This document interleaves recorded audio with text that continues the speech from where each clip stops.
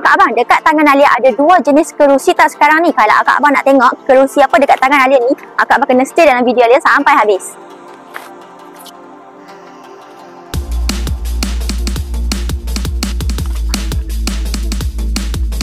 Kalau Kak Abang beli kerusi dengan Utang King, Kak Abang akan dapat sekali dengan dia punya storage bag tau. Yang ni dengan kita punya kerusi Marvel yang warna hitam punya.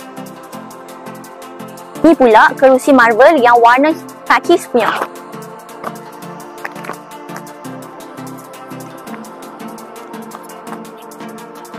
Tada! Kerusi ni dia hanya boleh tampung berat 100 kg ke bawah sahaja tau. Dan kita ada dua jenis warna, warna hitam dan juga warna kakis. Untuk bahagian warna hitam ni, dekat bahagian depan dia ada corak macam ni.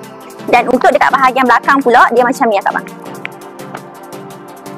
Untuk yang warna kakis pula, kalau warna kakis dekat bahagian depan dia macam ni.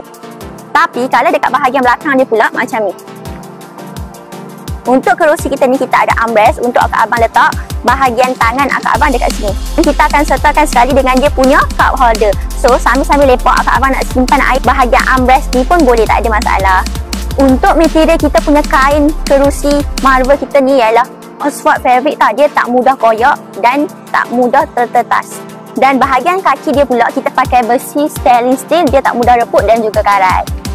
So, kalau Kak Abang berminat dengan salah satu kita punya kerusi Marvel ni, boleh dapatkan dekat bag free dekat bawah sekarang tau. Kak Abang kalau berminat cepat-cepat gerak sebab apa? Kita punya kerusi Marvel ni limited edition. Okay, bye-bye. See korang dekat next video dia.